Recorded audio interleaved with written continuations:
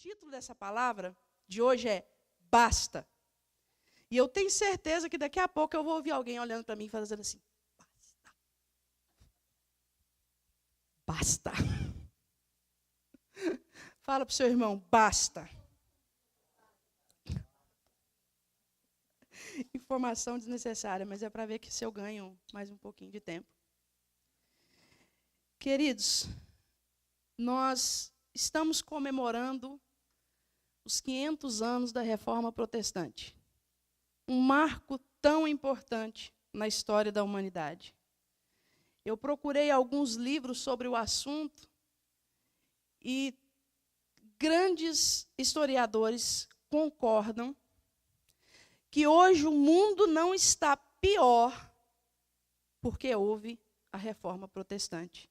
Detalhe, eles nem crentes não são. Muitos deles são ateus. Mas eles reconhecem o impacto e a força da Reforma Protestante. E muitas vezes nós ouvimos falar do assunto e nós não nos ligamos da importância dele. E o fato de nós não darmos importância para esse assunto só nos diz que nós precisamos de uma nova reforma. Amém? E hoje vai ser um dia que nós vamos decidir dizer basta. Vocês concordam comigo? Então vamos dizer grandemente, basta. Amém. Se você disser com essa força, eu acho que nada vai bastar. Vamos de novo? Basta. Ficou melhor. Por volta do ano 874 antes de Cristo, Israel vivia um pandemônio espiritual. As pessoas não tinham noção de Deus, apesar de serem chamados de os filhos de Deus, o povo particular de Deus. O povo de Israel andava cada um para o lado que queria. Cada um fazia o que bem entendia. Mas o que é pior ainda, eles começaram a adorar os deuses da terra de Canaã, principalmente um deus chamado Baal. Quantos já ouviram falar em Baal? Eu não sei se vocês sabem, mas Baal significa Senhor da chuva. E o povo naquela região do Oriente Médio, tanto hoje quanto naquela época, eles dependiam muito de intervenção divina para que chovesse. E eles, então, faziam alianças com Baal para que chovesse e eles pudessem ter uma boa colheita. Ou seja, em nome do lucro, eles abandonavam a adoração verdadeira e se misturavam com os costumes da terra. Eu lembro que uma vez, conversando com uma pessoa, falando sobre superstição, a pessoa falou assim, eu não tenho superstição nenhuma. Nenhuma. E eu falei assim, e se a gente deixa o chinelo virado, diz que a mãe morre, né? Quantos já ouviram falar nisso? Né? Aí eu falei, e quando o chinelo da gente está virado? Aí ele falou assim, aí eu desviro. Melhor não arriscar. Né? Então o povo de Israel, para não arriscar, eles adoravam o Senhor, mas eles também faziam aliança com Baal. Eles não queriam arriscar que não chovesse. Então vamos agradar os dois senhores. Vai que não chove, né? Até que um homem se levantou, todo mundo conhece, todo mundo já ouviu falar, Elias. Elias levantou e falou assim, basta, chega. Por 3 anos não vai chover, de acordo com a minha palavra. Ou seja, vocês vão ver que o Deus que eu sirvo é que comanda a chuva. Vocês podem fazer o que quiser para Baal, que não vai chover, segundo a minha palavra. E depois desse período de chuva, de não chuva, sem chuva, ele então chama os profetas de Baal e fala assim para o povo, basta, se Deus é Deus, vocês vão servir o Senhor. Mas se Baal é Deus, vocês vão servir Baal. E aí todo mundo conhece a história, ele faz uma fogueira, molha a fogueira, aliás, prepara uma fogueira, né? Molha a fogueira e Deus manda fogo. Todo mundo conhece essa história, né? Os adoradores de Baal se retalhavam e tal, e Quem mandou fogo? O Senhor nosso Deus. Mas foi mediante a reforma de um homem que ousou falar: chega, basta. Vocês vão levar prejuízo por 3 anos, segundo a minha palavra. Segundo a minha palavra, não vai chover.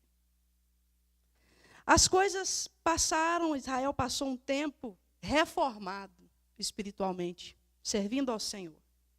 Nos dias de Elias, nos dias de Eliseu, nós sabemos que nessa época teve um rei que adorou o Senhor e restabeleceu o culto, Josafá. E as coisas passaram e Jesus veio e a igreja foi fundada. A igreja foi fundada pelos santos apóstolos do Senhor. Todo mundo lembra da palavra de Pedro? Alguém lembra o que Jesus falou para Pedro? Quando Pedro teve revelação de que ele era o Cristo, Filho de Deus vivo, o que Jesus falou para o apóstolo Pedro? Também te digo que tu és pedra. E sobre esta pedra, qual era a pedra? A revelação que Pedro tinha acabado de ter. Eu estabelecerei o quê? A minha igreja. E ele fala mais, ele fala aí, as portas do inferno não prevalecerão contra ela. Amém? E o evangelho começou a ser propagado, e a igreja do Senhor Jesus nasceu, e um dos livros da Bíblia mais preciosos é Atos dos Apóstolos, onde diz exatamente como a igreja do Senhor cresceu. Eles faziam pequenas reuniões de evangelismo, onde 3.000 pessoas se convertiam, 5.000 pessoas se convertiam, igualzinho acontece nos dias de hoje, amém?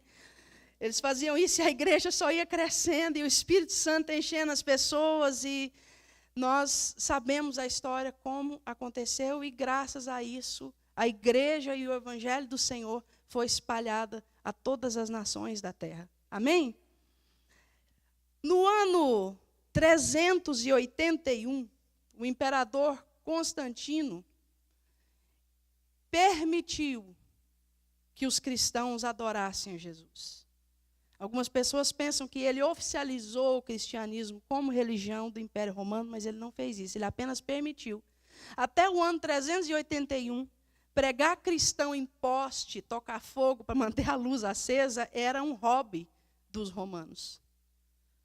Eles matavam os cristãos, todo mundo conhece a história, na arena, no Coliseu. Inclusive, eu tenho um livro que diz que no Coliseu chegou a ter um tanto assim de sangue no chão, que era de cristãos assassinados. Isso é histórico, não é especulação. Isso é história real. Eles dizem que a igreja de Esmirna foi toda assassinada no Coliseu. Muito interessante a história. E mesmo diante de tanta perseguição, a igreja cresceu. Amém? Então não perca a esperança. Mas no ano 381, o imperador Constantino teve uma visão da cruz de Cristo e a frase, por esta cruz vencerei. E ele então permitiu que se adorasse Jesus. Que nós fosse, perdão, em 313, que fosse adorado. No ano 381, Teodósio, um César chamado Teodósio, oficializou o cristianismo como religião oficial do Império Romano. Se você quiser conferir, basta você procurar a história da Reforma, que vai estar todas essas informações, ou a história da igreja. E se você é do tipo de pessoa que pega livro emprestado e devolve, eu te empresto um livro. Mas se não é, nem me peça, porque eu não empresto. Eu gosto que quem devolve livro, porque eu devolvo livro um dia. E, né, Danilo? Danilo sabe que eu devolvo um dia, né? Não devolvi ainda, mas devolverei. Tenha fé. Então, queridos, depois que o cristianismo se tornou a religião oficial do Império Romano, começou o declínio, a derrota do cristianismo. Ué, mas agora é oficial, todo mundo agora é cristão, não é melhor? Do ponto de vista natural, seria melhor. As pessoas poderiam dizer que eram cristãos e não seriam assassinadas por isso. Mas no mundo espiritual, o diabo preparou isso para dizer: eu não posso vencer a igreja, então eu vou me juntar a ela. A melhor forma de você derrotar o inimigo é o quê? Se unindo a ele. Então o diabo, a partir daí, começou a minar a igreja de dentro da igreja. A igreja não era mais a igreja apostólica de Jerusalém. A igreja era a igreja apostólica romana. Os templos perderam a simplicidade porque a aristocracia começou a frequentar a igreja. Agora é ordem do imperador. Então nós temos que ir para a igreja. Mas eu não vou entrar na casa do fulano ou na casa do ciclano para ter uma reunião para falar de Jesus. Eu quero um lugar à minha altura. Então os templos pagãos foram transformados em igrejas. E as imagens de deuses gregos e romanos, que eram tão lindas, feitas por grandes artistas, elas mudaram de nome. Elas se tornaram São Fulano, Santo Ciclano, mas elas permaneceram lá, porque afinal de contas era bonito e enchia os olhos. A simplicidade deu lugar à pompa, deu lugar ao luxo, porque a alta aristocracia precisava frequentar a igreja. A instituição começou a crescer. A função pastoral deixou de ser chamado, passou a ser emprego. E emprego de status. Porque um pastor, um padre, eles mandavam nas pessoas. E a palavra de um crego era lei. Vocês sabiam disso? A palavra de um religioso era lei. Então, a profissão de status do momento era ser religioso, era ser um líder religioso. E para isso, a instituição teria que pagar um salário. Então, foi instituído que este líder religioso não poderia se casar. Porque, afinal de contas, família dá despesa e filhos recebem herança.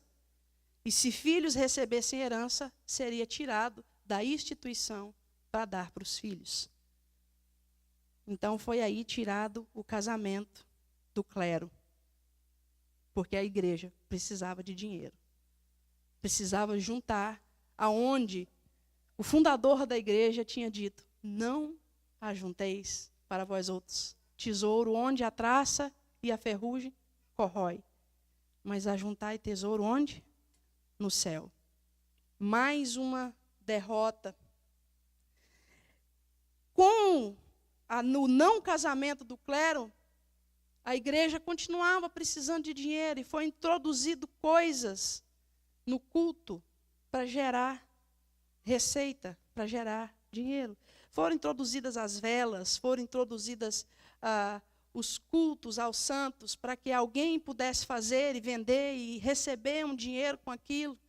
E a coisa foi piorando de tal forma que chegou um momento que a demanda por dinheiro era tão grande que eles precisavam cobrar pelo perdão dos pecados. Todo mundo sabe a cobrança de indulgências. E é chamado pela história de Era Negra, a Idade Média, porque foi a derrota do cristianismo. Ninguém vivia mais para Jesus nem pelo próximo, viviam para si mesmo, ainda com a capa da religião. Se matava em nome da religião, se matava em nome de Jesus.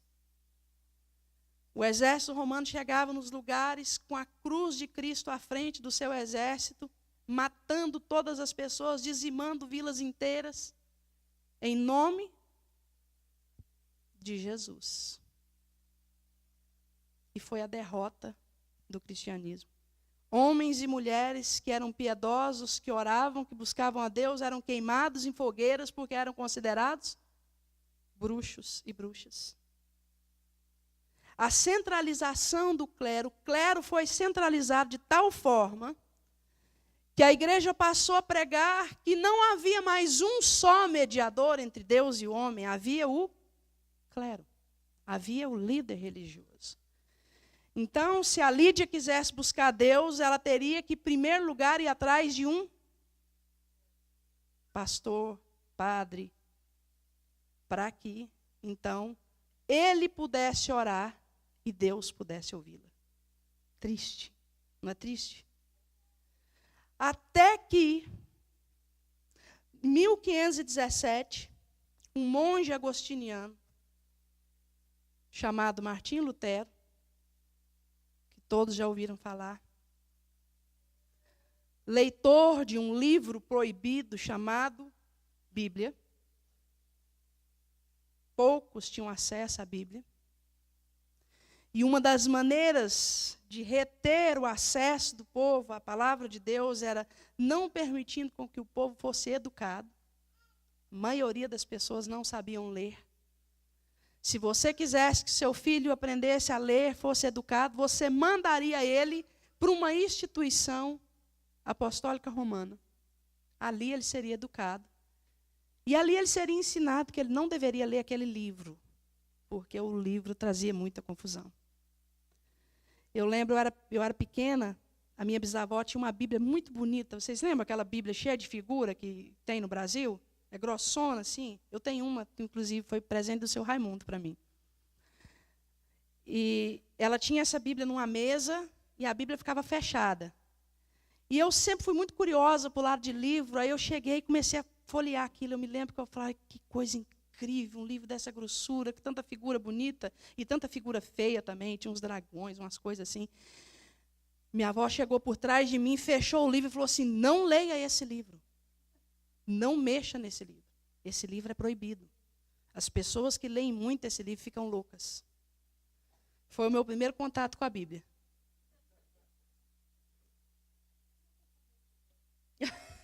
Está explicado? Vou pôr você na escala 30 meses seguidos por causa do seu comentário.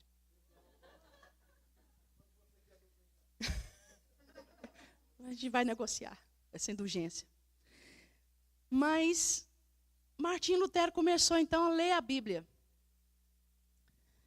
E começou a ver que estava tudo errado. E é interessante que a primeira conclusão que ele chegou é que ele estava errado.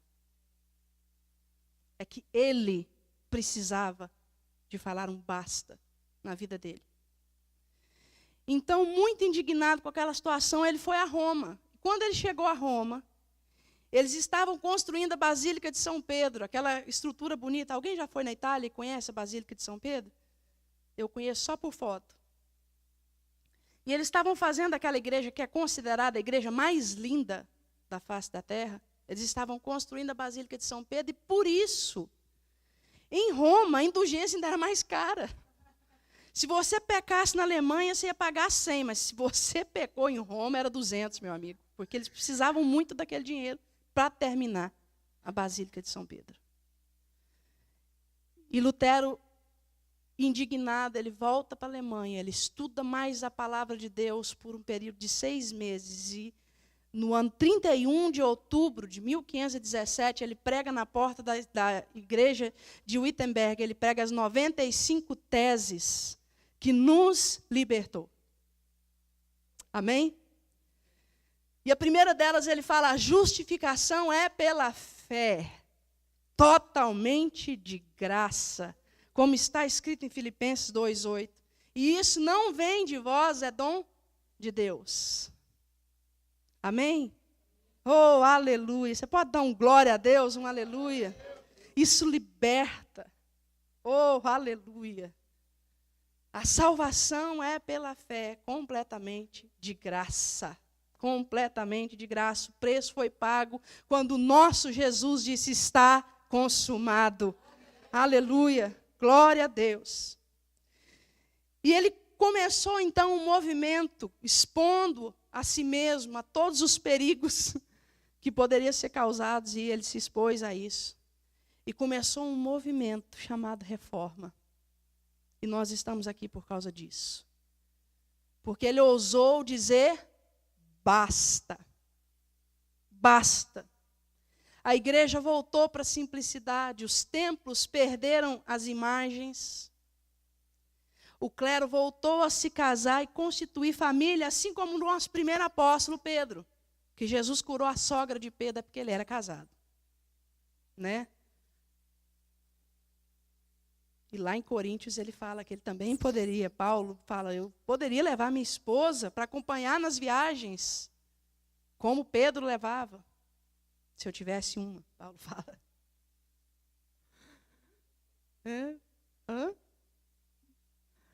Amém, queridos? O clero voltou a se casar, a simplicidade voltou para os templos, o povo não mais pagava pelo perdão dos pecados, porque voltaram a crer na obra da cruz. O povo voltou a ter simplicidade. E a prova histórica de que a Europa não foi dizimada pela fome e pelas pragas por causa da reforma protestante. Porque a reforma protestante ensinou novamente o cristão a dividir o pão. Sabia disso? Os historiadores dizem que se não fosse a reforma protestante, quando veio a fome sobre a Europa e as muitas pragas, nós sabemos, peste bubônica e um tanto de coisa, se não fosse a reforma protestante, a Europa teria sido dizimada. Mas porque Jesus ensinou o seu povo a partir o pão, hoje a Europa é um lugar onde há pessoas, é um lugar que está reconstruindo a sua história com Deus. Amém? Mas, falando em reforma, no final dos anos 90, para os anos 2000, houve um declínio da igreja evangélica. Coisas foram introduzidas dentro da igreja e todas as pessoas que estudam a história da igreja concordam que foi mais ou menos no ano 2000, final dos anos 90 para o ano 2000. Onde a simplicidade foi de novo tirada dos templos. E deu lugar a templos suntuosos. Nós temos até templo de Salomão. As velas deram lugar a luzes. Câmera, ação. Eu não tenho nada contra isso, se for usado para a glória de Deus. E nós não podemos depender disso para cultuar o Senhor. Amém? Hoje, o clero pode casar, até com pessoas do mesmo sexo. É o que está sendo introduzido dentro da igreja. Alguém nunca ouviu falar disso? Isso é novo para alguém? Não. Hoje, pastores podem se casar. Amém?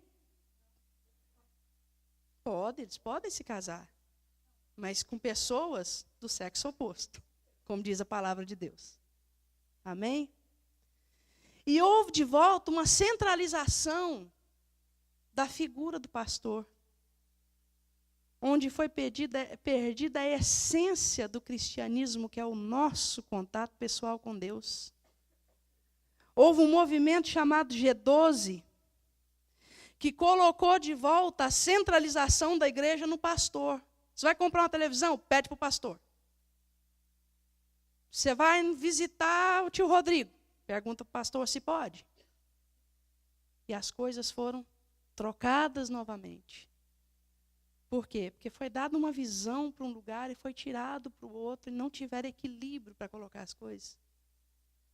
Nós precisamos da autoridade pastoral na nossa vida, mas a autoridade pastoral na nossa vida não é mediador entre nós e Deus. Amém? Não há nenhum mediador entre nós e Deus, a não ser Jesus Cristo.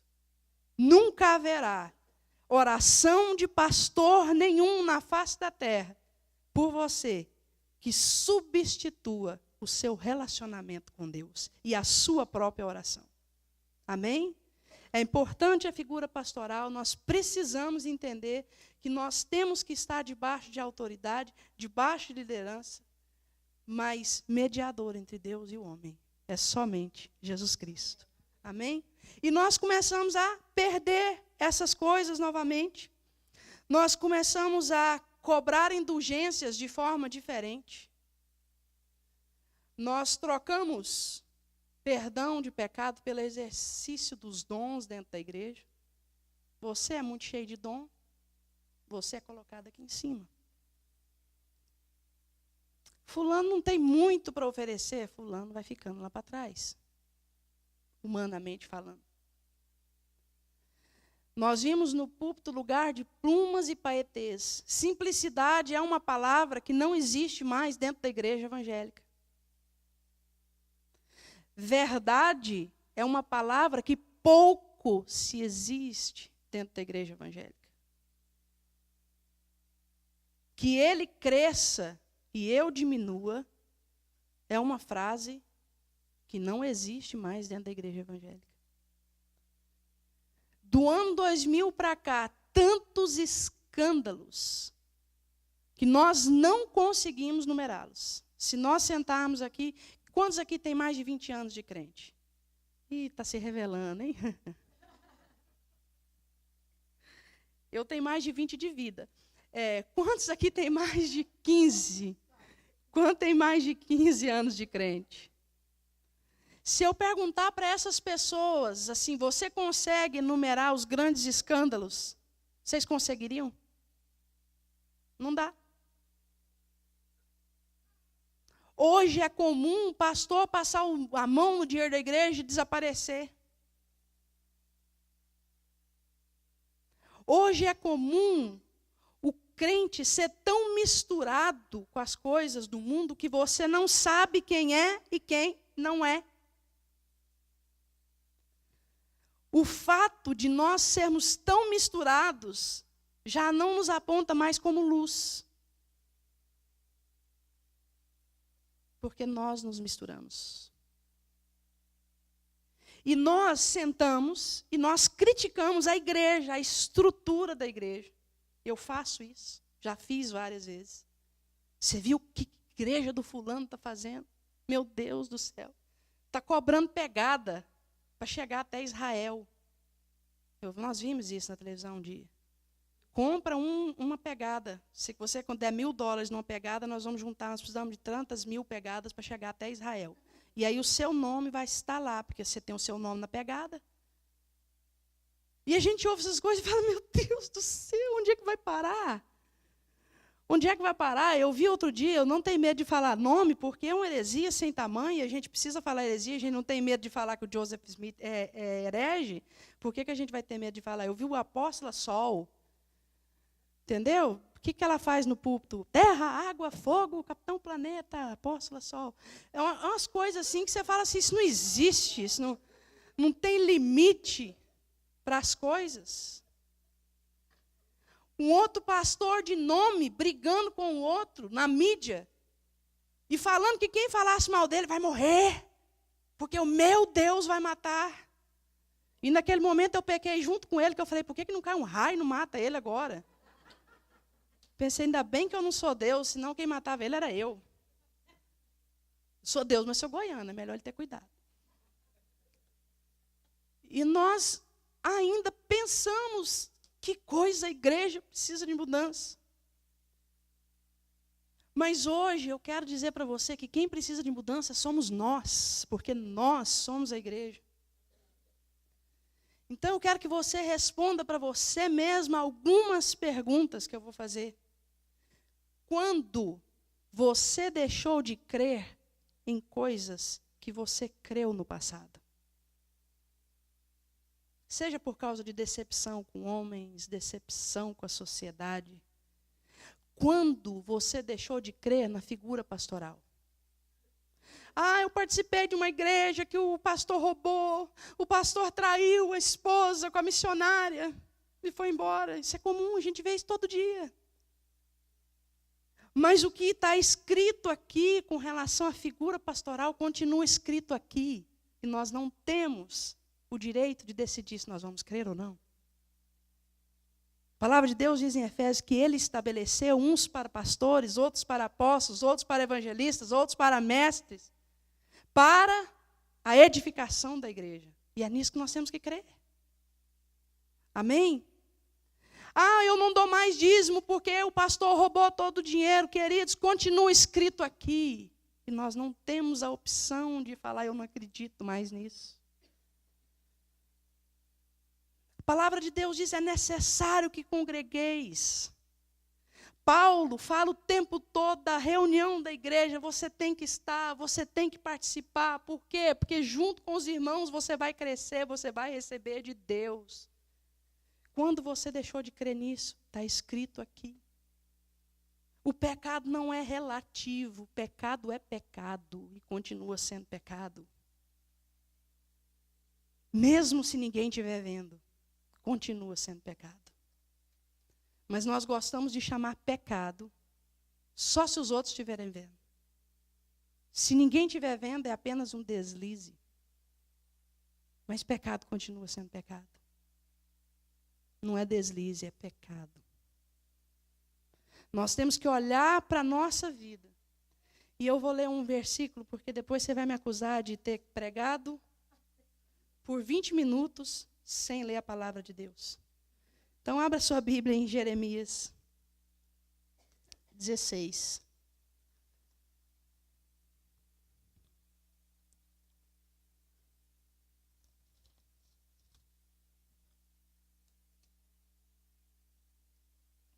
A Igreja Mil é muito boa, mas o pastor não lê Bíblia.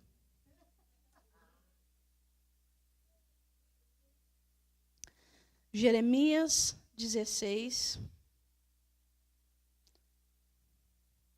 Acho que eu anotei esse texto errado.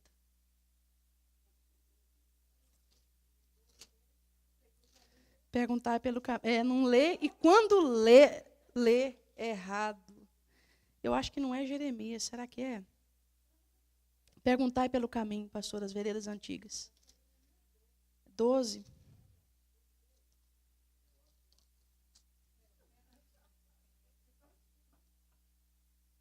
Está vendo? Não, mas quem tiver... O Bispo Neto vai achar ali no celular para mim. Nós precisamos, olha para mim enquanto ele olha. Nós precisamos parar.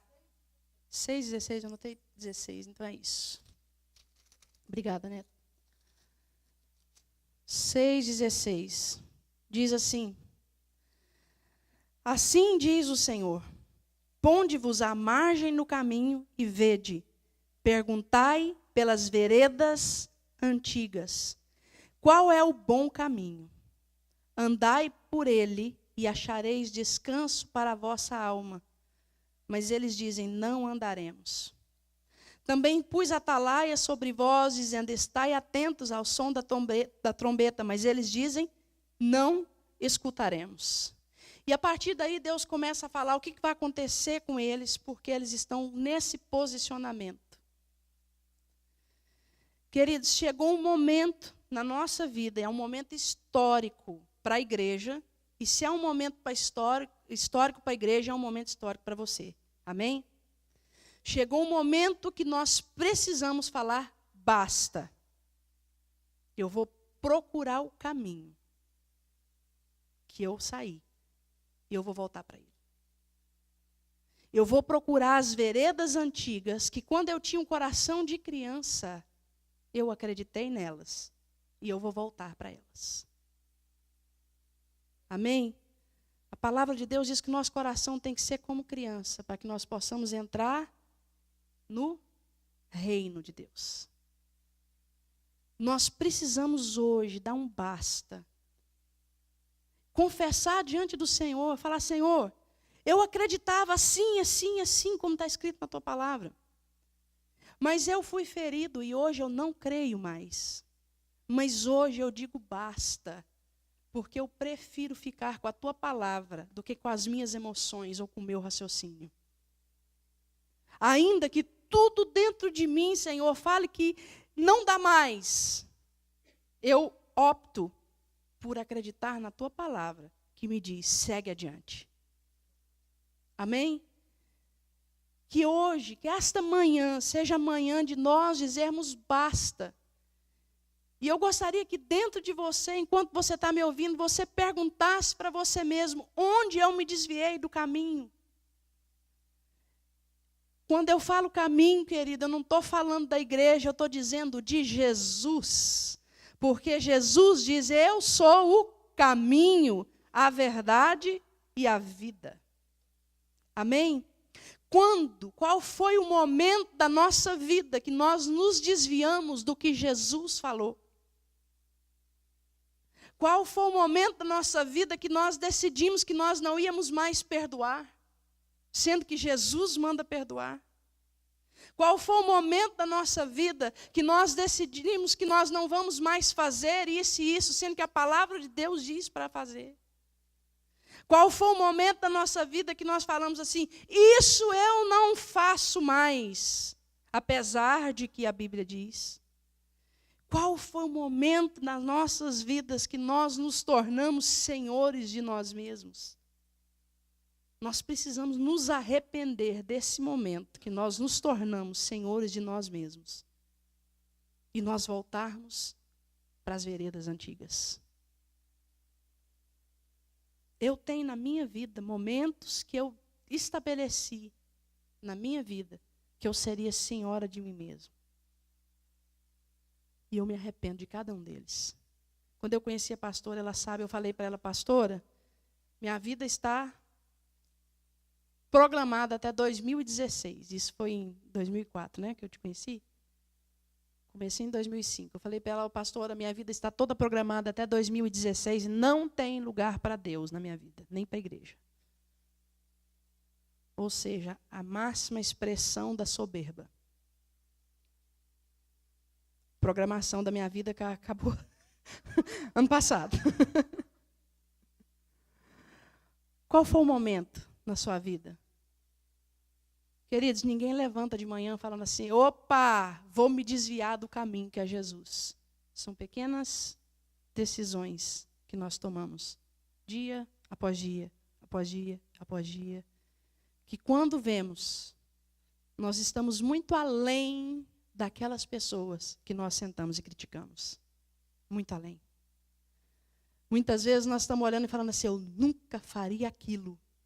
E Deus está olhando e falando assim: filho, o que você tem feito é muito pior que aquilo. É hora de dizer basta. É hora de perguntar pelo caminho. Voltar às veredas antigas. E andar por ele. Amém, queridos? É hora de deixar o que eu acho para lá, se a palavra de Deus acha o contrário da minha. Amém? É hora de crer no que Deus diz. Vamos ficar de pé? Queria que você pensasse na sua vida agora e resolvesse falar essa palavra, basta, em algumas áreas. E não pense que você não vai conseguir, não tem jeito mais, eu já estou muito enlaçado, tem essa área da minha vida, eu não posso fazer nada agora. Você pode, e você pode fazer agora. É só você resolver falar, basta.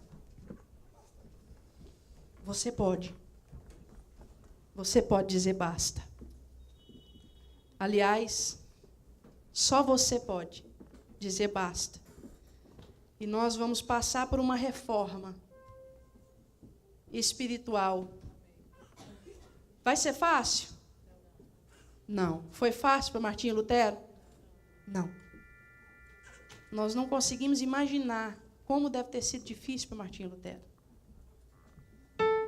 Nós não conseguimos imaginar como foi difícil para Elias, para Josafá, para os reis que colocaram verdadeiras reformas no momento que as coisas eram piores, acredite, do que são hoje. Eu estava contando para o Neto que quando começou aquela Zika vírus no Brasil, eu recebi uma cópia de um prefeito em Goiás, tinha que ser em Goiás, né, gente? Terra Santa. O prefeito, ele promulgou um jejum. Olha a coragem desse homem. Ele falou assim: eu estou convocando um jejum para o município inteiro. De manhã até meio-dia, para que o Zika vírus não entre no nosso município. Sabe o que aconteceu, queridos? Nenhum caso de Zika vírus. Nenhum. Porque um homem teve a coragem de falar basta. Mas o que vão falar? Um prefeito chamando para um jejum, ele nem quis saber. A responsabilidade dele era com aquele povo. Ele falou, então, eu vou fazer o que eu tenho que fazer. A sua responsabilidade, homem, é com a sua casa, diga basta. A sua responsabilidade, mulher, é com a sua casa, diga basta. Mas, acima de todas as coisas, a sua responsabilidade é com a sua vida. Diga basta.